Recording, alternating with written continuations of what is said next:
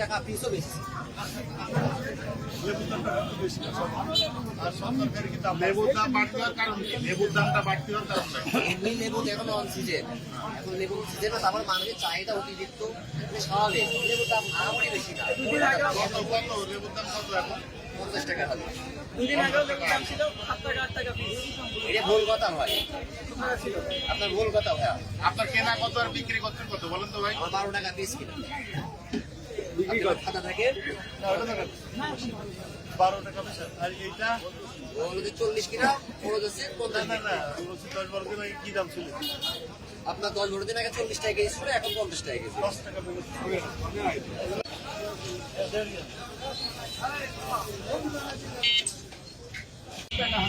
20 টাকা 15 দিন আগে বিকাশ পেমেন্টে 10,000 টাকার বেশি অফার। শপিং চলছে তো? 4 টাকা বেড়েছে। আপনার যে কলা 350 কিনতাম এখন 500 550 কিনছি। এটা সমস্যা না, আপনি সত্য কথা বলবেন।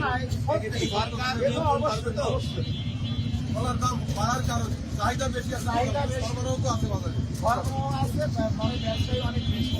আগে আমার ব্যবসায়ী কারিগর ছিলাম 10 জন, এখন হয়ে গিয়েছে 20 জন। যে ব্যবসাটা মনে করেন যে রমজান উপলক্ষে যে ব্যবসায়ীগুলো আছে, এরা তার সাথে দামটা অনেক বেশি। কিন্তু আমরা তো মুসলিম পার্শ্ববর্তী ভারতে, যেখানে দ্রব্যমূল্যের সব দাম কমে আমাদের বাড়ে যাবে। এটা আমরা বাজারের অবস্থা জানতে এসেছিলাম। আমাদের হলিয়ার ভাই সাথে আছে, আমরা ধন্যবাদ জানাচ্ছি, আন্তরিক শুভেচ্ছা জানাচ্ছি। আমাদের থানা ভারপ্রাপ্ত কর্মকর্তা মহোদয় তার খোঁজ সহ আমাদের সাথে সহযোগিতা করেছেন। মূলত রমজান মাসে সাধারণ মানুষের ক্রয় ক্ষমতার মধ্যে যাতে পণ্যগুলো কিনতে পারে, সেটাই আমাদের মূল উদ্দেশ্য। আমাদের আমিরে জামাত এ ব্যাপারে অত্যন্ত সজাগ। উনি আমাদের কাছে রিপোর্ট চেয়েছেন যে দ্রব্যমূল্যের অবস্থা কি। সেক্ষেত্রে আমরা দেখতে পেলাম অন্যান্য যে দ্রব্যগুলো আছে, খেজুরটাই এখানে দামের তারতম্যটা বেশি। বিকাশ পেমেন্টে 10,000 টাকার বেশি অফার। শপিং চলছে তো?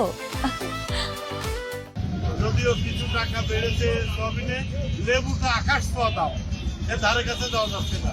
তো আমরা ব্যবসায়ীদের কাছে অনুরোধ করি, আপনারা এইটা ক্রয় ক্ষমতার মধ্যে কিভাবে নিয়ে আসা যায়।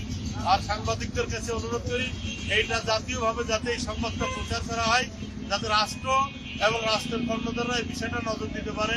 বর্তমান গভর্নমেন্টকে আমরা অনুরোধ করছি যে এই দেশের মানুষ, মুসলিম অধ্যুষিত জনপদ, রমজানে যাতে দ্রব্যমূল্য এমনি কোনো সময় যাতে দ্রব্যমূল্যটা অতিরিক্ত দাম না বাড়ে, ক্রয় ক্ষমতার মধ্যে থাকে, সেই অনুরোধ আমরা সরকারকে করছি।